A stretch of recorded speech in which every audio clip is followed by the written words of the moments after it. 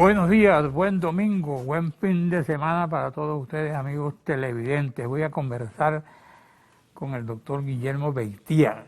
Él fue presidente de la Sociedad Venezolana de Gastroenterología. Y hablando de esa rama de la medicina, ¿qué tiene que ver la medicina gastroenterológica con el COVID? Sí, gracias nuevamente por la invitación, licenciado. Ahora, Sí, hay una relación porque muchos de los pacientes con COVID tienen sintomatología gastrointestinal. Anteriormente se decía que la prevalencia era mucho más alta. Últimamente hay información de la Asociación Americana de Gastroenterología que dicen que está más o menos en un 10-15%, que hay diarrea, que hay náuseas, vómitos, malestar general, dolor, disconfort abdominal, anorexia. Son los síntomas más frecuentes dentro de la sintomatología múltiple que tienen los pacientes con COVID-19. Eso se debe porque hay una enzima captadora de angiotensina 2 que va a desencadenar en los enterocitos, que son las células intestinales y las células del tracto digestivo, van a desencadenar más o menos los síntomas de la misma forma, por el mismo mecanismo que ocasiona a nivel pulmonar. ¿cuál es la situación en este momento en el país? En el país, según tus estudios y tus análisis. El Omicron definitivamente ocasionó un impacto. Los casos ya no se pregunta a quién le ha dado, sino a quién no le ha dado COVID, porque prácticamente la prevalencia de esta última cepa fue bien importante. Son muy pocas las personas que yo conozco que no les ha dado pero sin consecuencias la enfermedad. Es cierto que es menos severa. La sintomatología ha sido menos severa, mucho más contagiosa, pero de una forma impactante. La sintomatología es fastidioso que... Más que todo, el Omicron se ha caracterizado por fiebre, dolor de garganta, como síntomas cardinales, congestión nasal, tos, ¿sí? Sí se ve, los síntomas respiratorios algunas veces pueden debutar o iniciarse conjuntamente, pero algo que es importante grabar, es más contagiosa, es menos severa en los vacunados, porque en los no vacunados se están viendo las complicaciones que lamentablemente no quisiéramos oír, se está viendo mortalidad en estos pacientes con comorbilidades y aquellos que no se han vacunado por múltiples motivos. ¿El que se vacuna está protegido? El que se vacuna indiscutiblemente, y eso es un concepto que hay que dejar muy claro, el que se vacuna está protegido, tiene la probabilidad de menos hospitalizaciones y si hace la enfermedad, esta va a ser menos severa. Eso es algo que definitivamente tenemos que grabar y que difundir en aquellos que todavía piensan que la vacuna no es buena. ¿Qué vacuna hay en Venezuela? Realmente se está utilizando la rusa y hay otras que, en relación al punto de la vacuna, yo creo que como vienen con una permisología de las agencias medicamentosas que vigilan todas estas cosas, todas son buenas.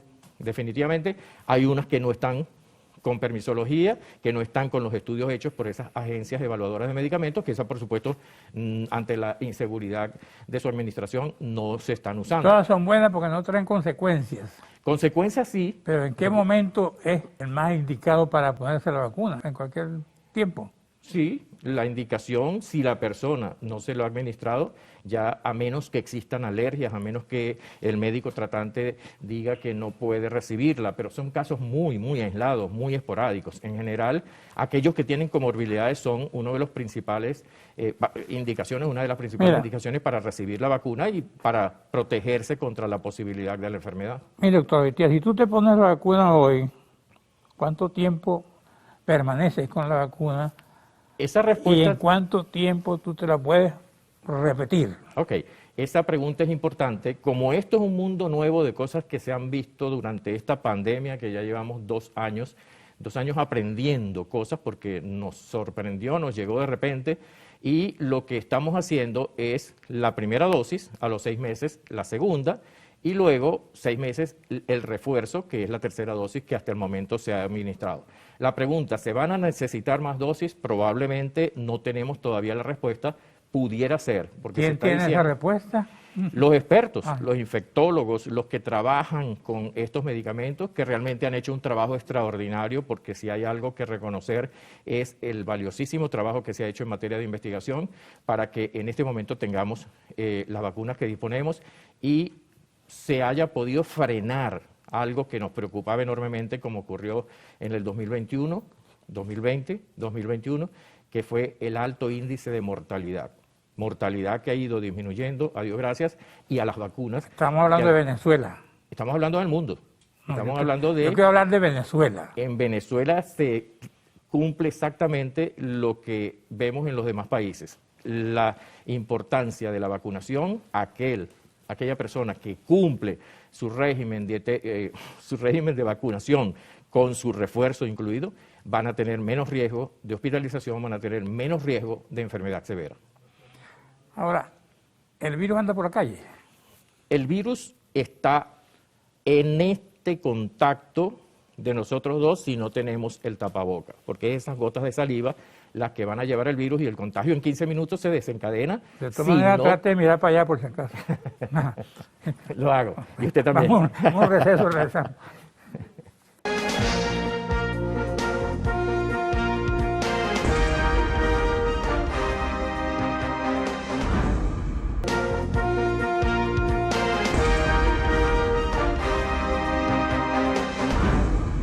Doctor Guillermo Beitía, gastroenterólogo, hablando de COVID. ¿Qué más tenemos que informarle a la gente para prevenirla de estas cosas? Importantísimo, la prevención, la promoción de la salud. Si nosotros, y es duro decirlo, pero en estas reuniones hay que enfrentar realidades.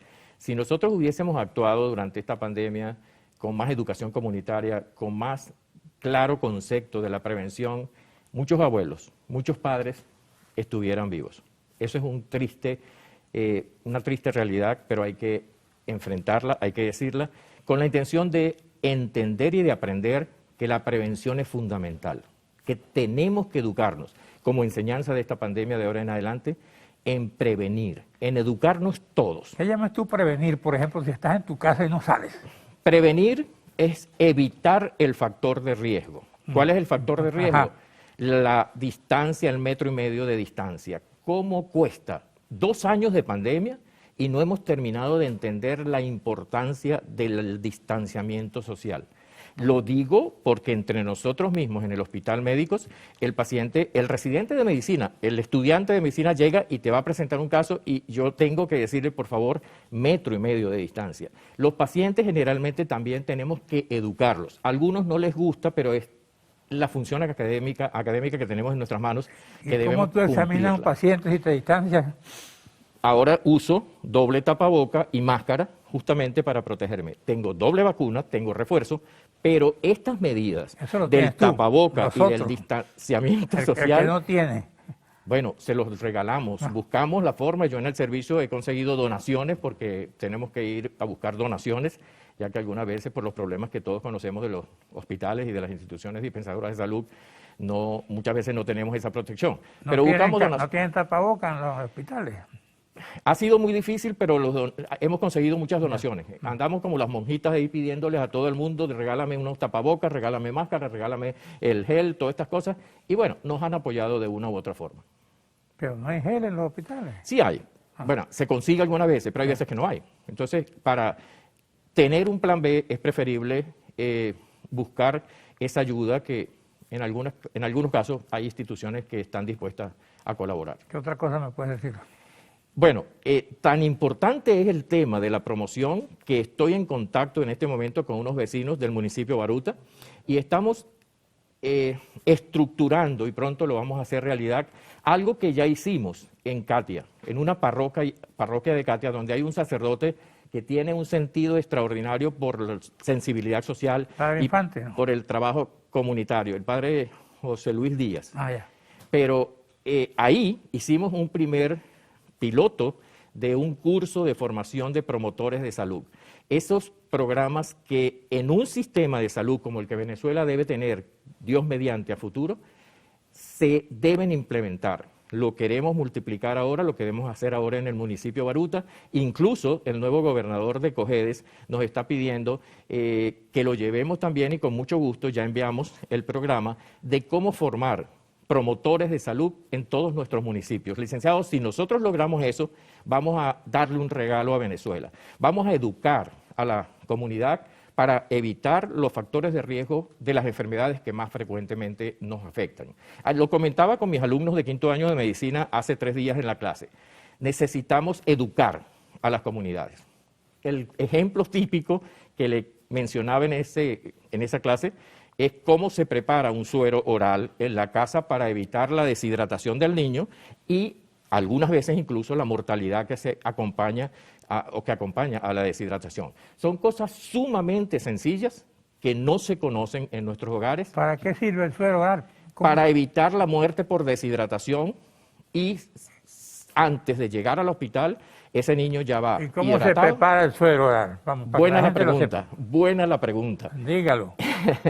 Facilito. Porque el único suero que yo conozco es de leche. Ok, pero a partir de hoy va a comenzar a usar el suero oral cuando tenga esas pérdidas de líquido, llámese por vómitos, por diarrea. No. Evitar la deshidratación, bueno, a todos nos puede pasar por una transgresión dietética, por ejemplo. Hacemos una comida copiosa y lo presentamos en la noche esos síntomas.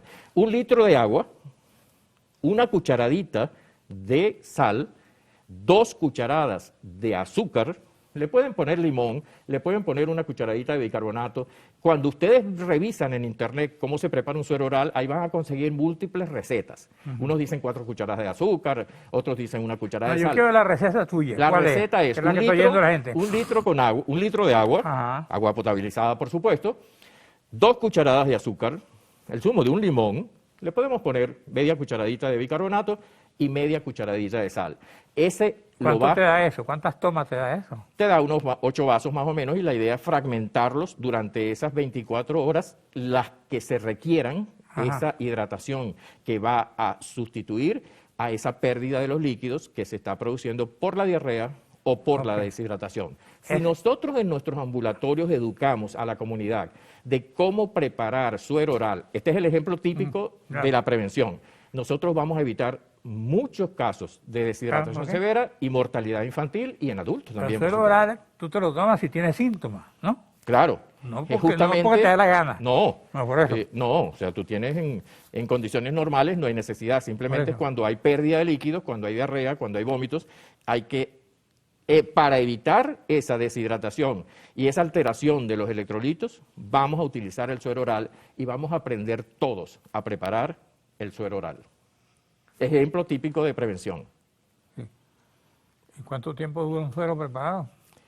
24 horas puede durar si no te lo tomas en menos tiempo. Si a las 24 horas no lo consumiste, tienes que prepararlo nuevamente.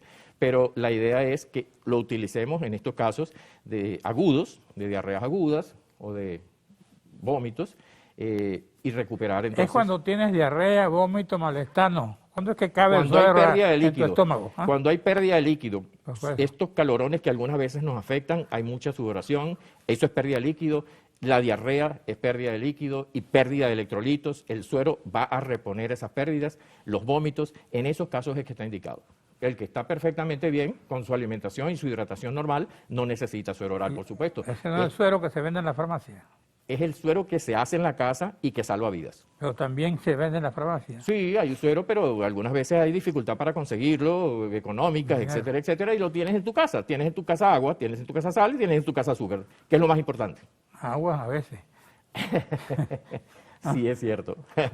Agua a veces. Adelante, dígame, sigue con sus consejos. Entonces, justamente lo que queremos es que en Venezuela le regalemos esto a nuestro país que tanto nos ha dado y que nosotros tenemos la obligación de darle un poquito, y es formar esos promotores de salud, que en cada parroquia exista este programa de formación de promotores de salud que se encarguen, sin ser médicos, sin ser, simplemente es un miembro más de esa comunidad que por su disposición a ayudar quiere capacitarse, quiere formarse como líder comunitario, que a muchos nos gusta la idea de ser líderes comunitarios, pero debemos establecer la diferencia con los demás líderes. ¿Y el papel del médico qué hace? El papel del médico es curar y prevenir, pero lamentablemente tenemos que reconocer algo que es, se ha abandonado un poco la prevención, se ha abandonado un poco la promoción de la salud. Ok. Por eso necesitamos unirnos con las comunidades, Ya. capacitar a las comunidades para hacer un trabajo conjunto Ok. y va a dar, estoy seguro, muy buenos resultados. Por ejemplo, doctor, en las zonas donde no es muy fácil conseguir un médico, vamos a llamar los barrios de Caracas, ¿qué consejo le vamos a dar a la gente que nos está viendo? Buena pregunta, porque ahí es donde más necesidad y justamente ese es el trabajo que hicimos en Catia y que estamos haciendo en Catia y que vamos a multiplicar Dios mediante en otros municipios, Ok. que ahí los promotores de salud eduquen a la población Ok. para que eviten las complicaciones de muchas enfermedades que se presentan si no hacemos estas cosas sencillas. Dime una cosa, ¿qué porcentaje de vacunas hemos puesto en Venezuela? Buena pregunta, no es de fácil respuesta. No. Hay muchas versiones al respecto. Buena pregunta, mala respuesta. Supuestamente hay un 77%. ¿Tú crees en eso? No creo en eso. Ok. Bueno, si no creen eso, se acabó el programa. No, se acabó el programa, pues se acabó el tiempo. No porque no crees en eso, tú puedes creer lo que tú quieras. Es una versión, es una opinión. Ok. Gracias, doctor. Siempre a la orden. Gracias a usted, amigos televidentes.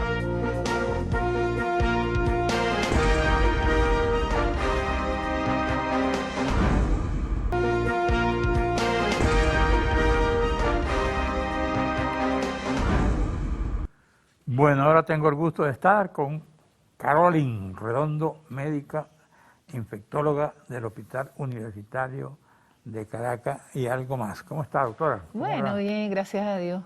¿Qué le preocupa y qué le ocupa en este momento a usted como profesional de la Bueno, medicina?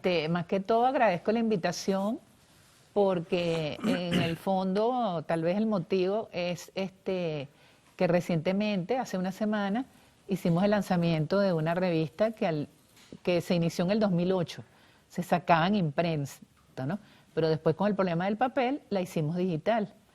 Humildemente soy presidenta de la Sociedad Venezolana de Infectología 2004-2006, que en esa época me acuerdo que estuve muy invitada a entrevistas porque nos llegó el dengue, nos llegó el H1N1, la gripe aviar, ¿no? Que en verdad no llegaron a pandemia con este momento. Claro. Entonces, con esa revista, en esta revista, que es más que todo el motivo de la entrevista, es que la revista se llama Infectología Hoy, está disponible en un portal web www.infectologiahoy.com.be y lo importante es que ¿Qué le ofrece esa revista a la ¿qué gente? me ofrece? Quería, y desde que yo la inicié, son artículos en lenguaje para la comunidad, a todo público. ¿Quién escribe esos artículos? Esos artículos escriben infectólogos, colegas reconocidos, hay unos que creo que ya están vitalicios años que les gusta escribir, y porque independiente que sea infectólogo, y aquí pongo la Sociedad Venezolana de Infectología, en la cual he recorrido como 20 años, cuyo objetivo de responsabilidad social es crear conciencia de los problemas de las enfermedades infecciosas en el país.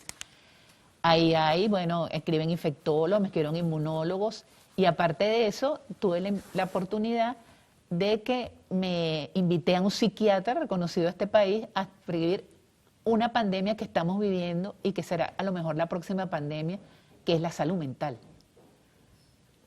¿Verdad? Muy tocada. ¿Esta pandemia va a pasar? Esta pandemia, todo el mundo me pregunta, y he visto entrevistas a mis otros colegas, yo soy optimista.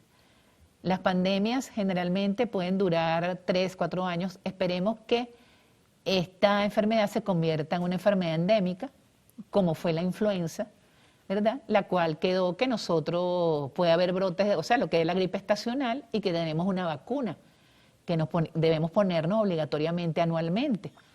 ¿Qué pasa? Ahorita, bueno, con las etapas que hemos pasado desde que se inició la pandemia, ya cerca de 2 años y medio, ¿verdad? Porque el cierre aquí fue el 13 de marzo del 2020. Recuerdo que yo estaba dando una conferencia sobre este tema.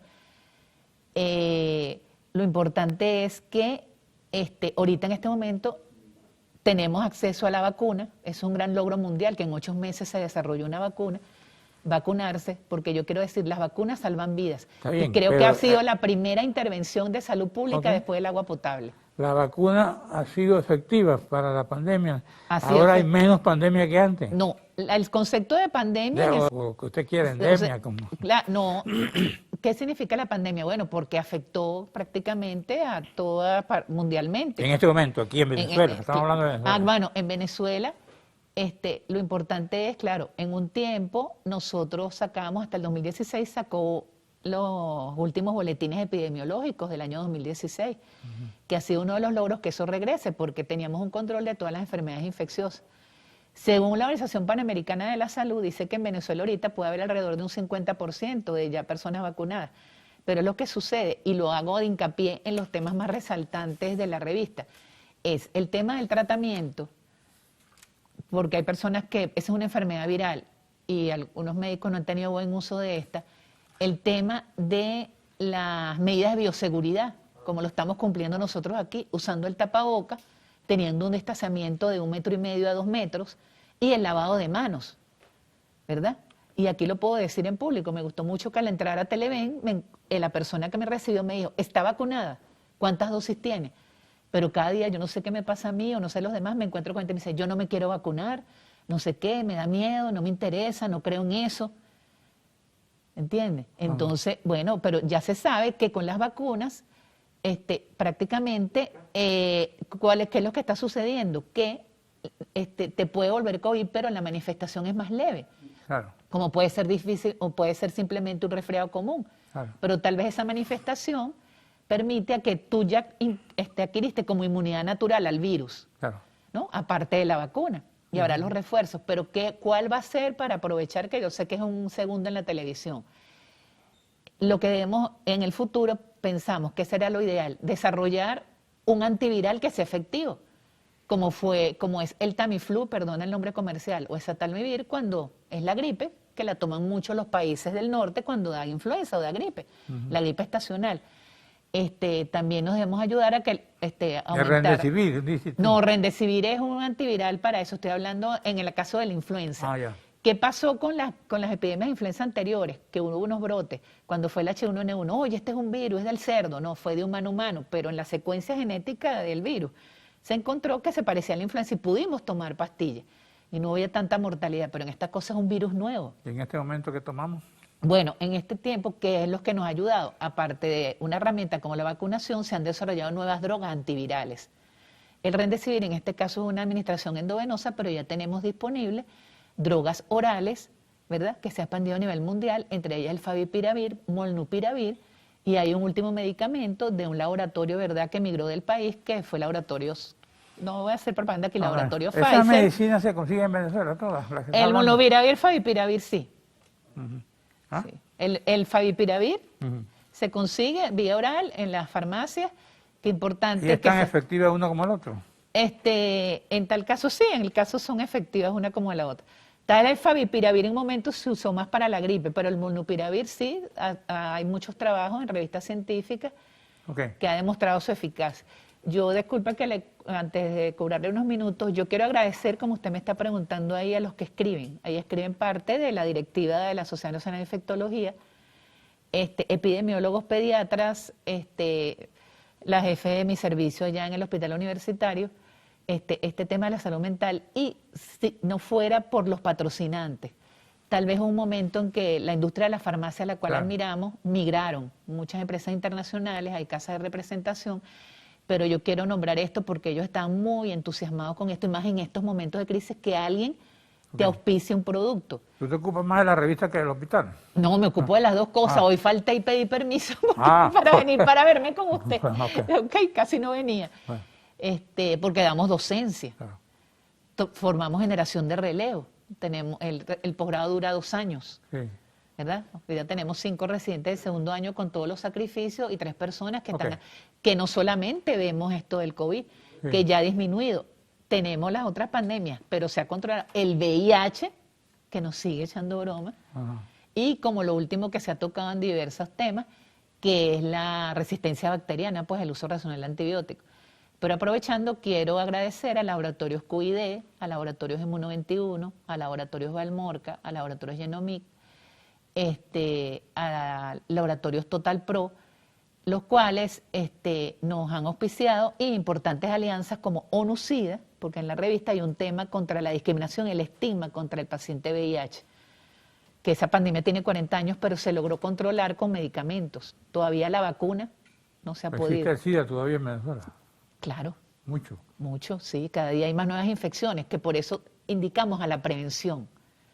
Y es lo que se insiste ahorita, para estar vacunado, en el caso de esta pandemia, es usar las medidas de bioseguridad, tu Ah, tapabocas. ¿existe la vacuna contra el VIH? No está todavía, no se ha logrado. Hay ensayos ahorita para nuevas vacunas. Siempre, eso a lo largo, ¿Quiénes pero son han fallado.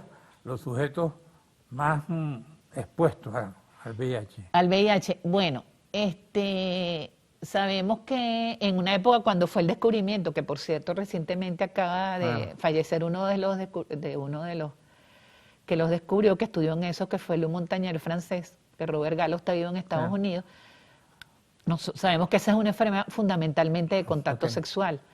Cuando se descubrió en el año 84, porque hay 40 años de pandemia, los niños que nacieron con VIH de madres infectadas ahorita tendrán 20, 25 años, pero ya se sabe que la madre embarazada puede tomar tratamiento y el niño nacer sin virus. En mi experiencia en el hospital tenemos como 8.000 pacientes en la consulta externa del Hospital Universitario de Caracas y es exitoso porque hay una droga que la está dando el Fondo Único de las Naciones Unidas. Ajá. Y nos dan el medicamento y es una pastilla al día. Y los pacientes cada día Ese para el SIDA. Sí, ahora, ¿por qué nos llegan los nuevos diagnósticos? Por falta de medidas de prevención, el uso del preservativo y que, bueno, la gente a veces los desconoce. Claro. Ahora, para la enfermedad de este momento, Ajá. ¿dónde están las medicinas? Las medicinas ¿qué dice usted? Bueno, Desde la enfermedad de la pandemia que tenemos bueno, ahorita. la pandemia tenemos accesible, gracias a Dios, que eso es lo que ha dicho uno, que podría haber un descenso de la mortalidad. Lo que sucede es que, bueno, hay instituciones privadas, pero hay mucho déficit en el sentido de las instituciones públicas. ¿Y el Estado? El Estado no aporta. El Estado aporta a través del Fondo Único de las Naciones Unidas, nos da el medicamento para el VIH totalmente gratuito, donde en otros países tienes que meterte en programas para incluirte en el programa, pues. Pero más que todo, lo que quiero es que visiten esta página donde pueden descargar la revista www.infectologiahoy.com.be. Tiene que pagar. ¿Usted está haciendo No, eso es propaganda? gratuito. Ah. Pueden inscribirse. Ha habido una avalancha de personas Se y inscriben. tenemos como un instintivo de hacer una rifa o algo que, ¿entiendes? Para que la gente se entusiasme, pero es educar a la población. ¿Y quién paga esos gastos de esa revista? Los sponsors, pues, pero una revista gratuita. Bueno, está hecho propaganda aquí como por 20 millones de bolívares, se los puedo cobrar. No, bueno, pero el que persevera vence. Dígame, un mensaje ya al final del programa. Bueno, un mensaje, gracias, señor Croes, por invitarme. Creo que hace años vine para acá. Yo veo sus programas, de verdad, todos los domingos, conferencias muy interesantes y concretas. Me gusta porque usted dura 15 a 20 minutos y dice lo que hay que decir. Pero el mensaje de nosotros es, por favor, señores, esto va a pasar, ¿ok? Y que cumplan y se cuiden y respeten las medidas de bioseguridad y vacúnense. Las vacunas salvan vidas y es la mayor intervención de salud pública a nivel mundial después del agua potable. Sí. ¿Ok? Y que todo esto va a pasar, pero que persisten pandemias tal vez silenciosas como el uso racional de antibióticos y el VIH que estamos viendo. Y bueno, todas las que han pasado. Es una Gripe, sola vacuna la que hay, no hay varias vacunas ¿Pero qué dice usted? para la pandemia. No, en este caso del COVID... Claro. Hay la de Pfizer, la de Moderna. Sí, las vacunas son tienen, igualitas todas. ya le voy a explicar. Resulta que las vacunas por los medicamentos tienen diferentes mecanismos de acción, pero es de acuerdo, el virus, ¿verdad? Tiene una envoltura, ¿verdad? Claro. El virus tiene que vivir con alguien para poder reproducirse. Hay unas estructuras afuera, que es lo que se llaman las espigas. A esa espiga nosotros las tenemos que engañar. Se desarrolló unas vacunas que podemos decir que es la medicina nanotecnología sin hacer propaganda, la vacuna de Pfizer y Moderna. Aquí tenemos acceso a la vacuna rusa, la Sputnik, y la vacuna china, Sinovac. Son buenas. Son buenas, no tener miedo, son virus inactivados. Vamos virus a terminar muertos. el programa. Gracias, doctora. Gracias a usted, cuídese mucho. Gracias a usted, amigos televidentes. Nos veremos aquí el próximo domingo a esta misma hora.